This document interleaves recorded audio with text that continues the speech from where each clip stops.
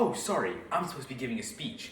I was too busy habitually doom scrolling in a bunch of internet idiocracies, wasting my brain away. However, when I say doom scrolling, the government of Australia only hears doom. In fact, November 28th, just a few weeks ago, Australia set permanent age limits on all of its digital technology. That means anybody under the age of 14 no longer can access any form of social media. Yet, what I'm here to tell you about is that Australia's teen social media ban should not spread internationally because of its limited effectiveness in improving teen outcomes. It poses serious practical and rights challenges, and existing data shows similar restrictions haven't achieved the intended positive results. But firstly, let's look at why this ban in Australia itself had limited effectiveness and a narrow focus as a whole. Just a week ago, a review by the Australian government themselves estimated that the social media age verification requirement would only affect about 10 to 15% of teens' social media usage, because teens often share accounts or find workarounds, suggesting limited real impact. What this means is that with all of these teens lying about what their age is on social media, making this ban is actually going to be physically impossible, only affecting 10 to 15% of the honest teenagers. And given the fact these are only the known amounts, and there's millions of unknown teenagers all across the world lying on these internet platforms, this is simply not a feasible solution, something the Australian government themselves recognized.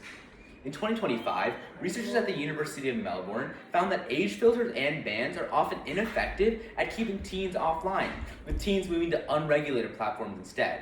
Meaning the ban doesn't actually reduce overall social media usage, it just pretends to.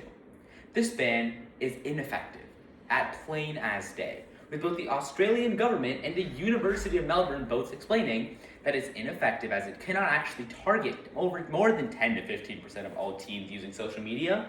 And secondly, teens just move to unregulated platforms instead. With all these alternatives available to our adolescents, it simply is not going to work, and therefore will not spread internationally outside of Australia. Now, secondly, another reason that we can see that this ban will not work internationally is that challenges in implementation make international adoption unworkable. According to the Electronic Frontier Foundation in 2025, privacy advocacy groups have highlighted that age verification systems like Australia's require collection of sensitive personal data, which raises legal challenges and rights issues that many countries' privacy laws would ban entirely. In order for an entity to actually monitor the age of a social media user, they have to collect that age and store it. And since we're considering the age and personal information of minors accessing the internet, this makes both governments and technology companies in a breach and violation of the most fundamental digital data protection agencies and international organizations that have been there since the implementation of the internet.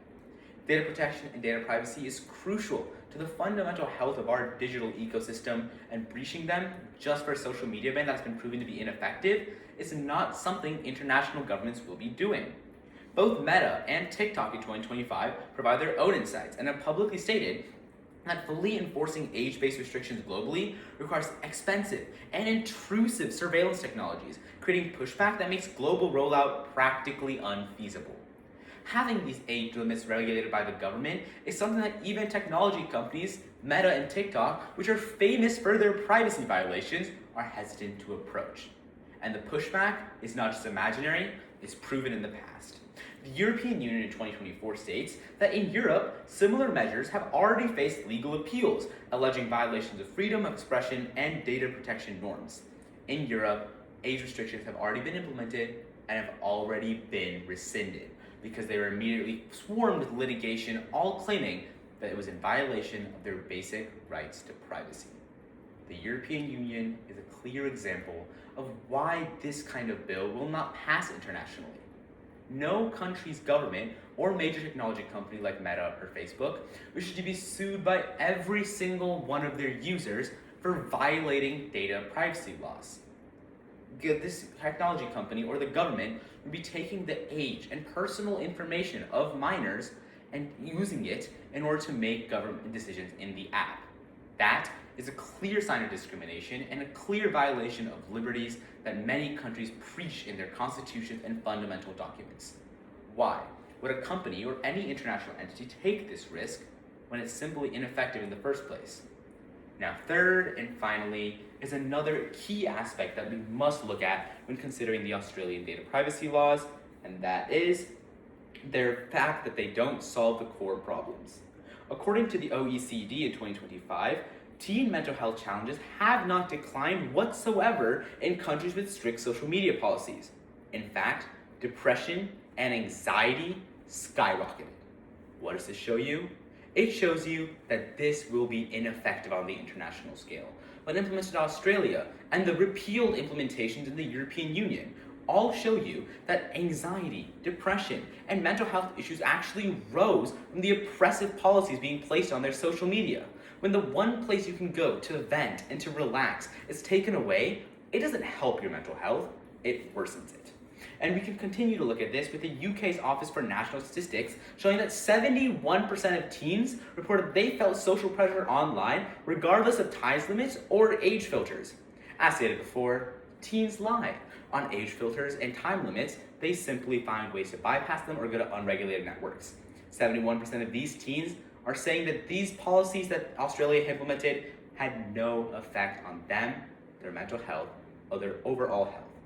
So if we can take a step back and look at Australia's policy, there are three key reasons it won't go global.